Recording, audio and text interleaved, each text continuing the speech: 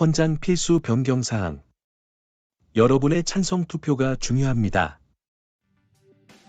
경제 사기와 경제 테러를 대비하기 위해 전 세계적으로 점차 강화되는 재정 규제로 인해 변화가 불가피합니다.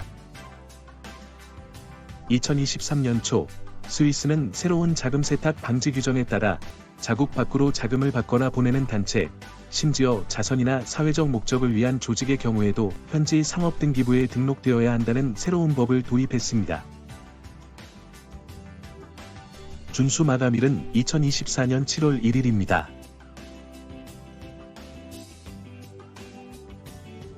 (2023년 6월) YMI는 요구사항에 따라 제네바 상업등기부에 국제헌장을 포함한 서류를 제출했습니다.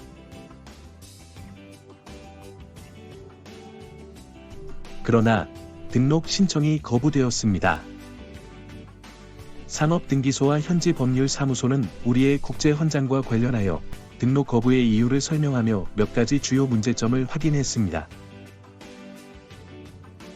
지배구조에 대한 명확성 부족. 스위스 단체는 집행이사회 또는 위원회와 총회 또는 쉽게 식별 가능한 입법기관을 필요로 합니다.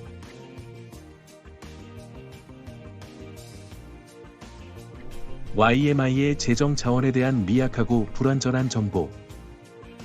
자발적 기부 또는 공공자금에 대한 규정이 없습니다. 외부 법정 감사에 대한 규정이 없습니다. 이것이 필요합니다. 회원 가입 및 탈퇴 조건이 명확히 정의되지 않았습니다. 회원 가입과 탈퇴 기준은 스위스 표준에 따라 헌장 조항에 명시되어야 합니다. 불만 해결 방법이 포함되지 않았습니다. 헌장 조항 내에서 내부 중재 및 갈등 해결 메커니즘을 정의해야 합니다. 지침과 본 조항이 한 문서에 포함되어 있습니다. 전통적으로 스위스에서는 부칙이 별도 문서로 작성 및 유지됩니다. 스위스에 거주하는 협회의 법적 대표, 서명권을 가진 임원이 존재해야 합니다. 이것은 새로운 규칙으로 갱신된 자금 세탁 방지법과 함께 도입되었습니다. 그러면 여러분이 투표하시게 되는 핵심 변경 사안과 그 영향을 설명해 봅시다. 지배구조, 국제의회를 대의원 총회 더 레지슬레이티브 어셈블리 오브 레프리젠터티브즈로 국제집행임원을 국제집행위원회 인터내셔널 이그제큐티브 커미티로 명명하여 스위스 표준을 준수합니다. 그에 따라 해당 역할과 기능을 업데이트하고 설명합니다.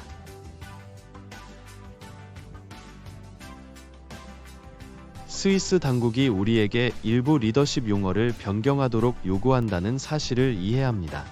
투표하기 전에 이것이 우리의 운동 또는 경영에 영향을 미치지 않을 것임을 확인하고 싶습니다. 전적으로 이해합니다.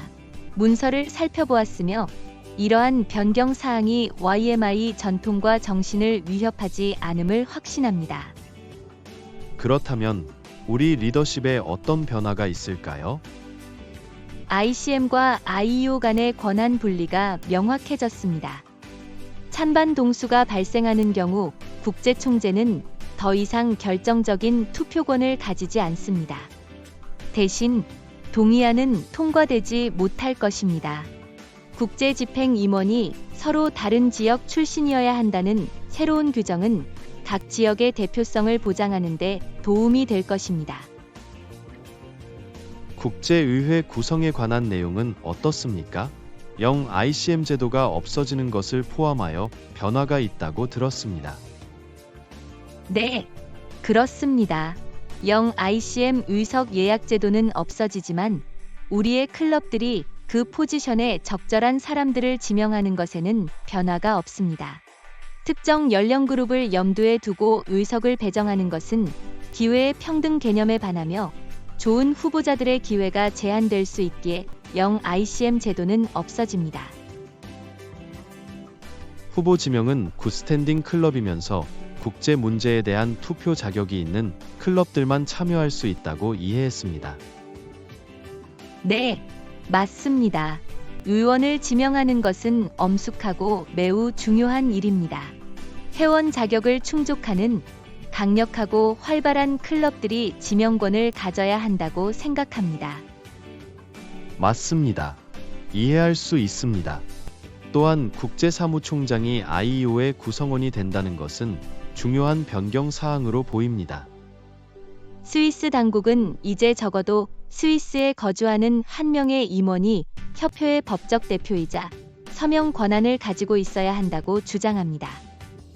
이 요구 사항을 충족하기 위해 국제사무총장이 새로운 집행위원회의 구성원으로 명시되었습니다.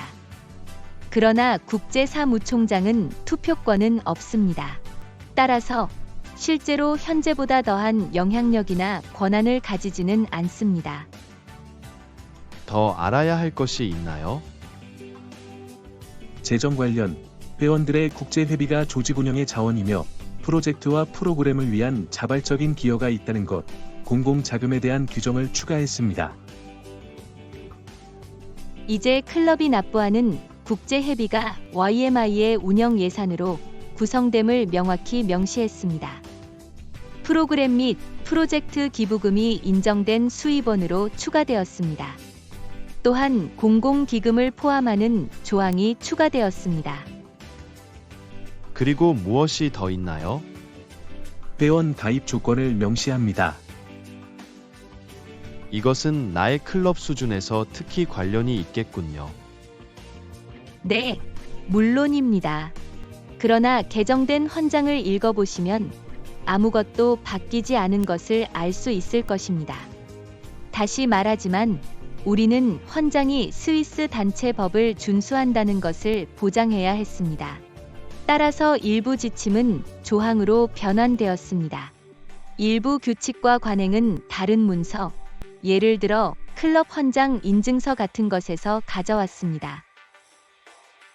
알겠어요.